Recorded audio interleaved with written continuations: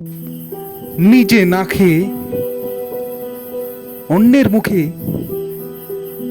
ভাত তুলে দেয়, তার নামই হলো কৃষক।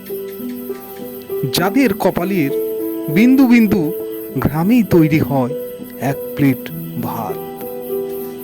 যুদ্ধ হয় সীমান্তে, কিন্তু কৃষককে যুদ্ধ করে বাঁচতে হয় দালাল, মহাজন কিংবা প্রকৃতির সাথে।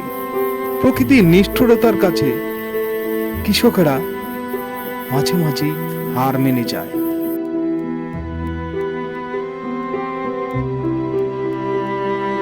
তাই আসুন সবাই কৃষকের পাশে দাঁড়ায়, কারণ কৃষক বাঁচলেই বাঁচবে একটি দেশ, একটি জন্মভূমি।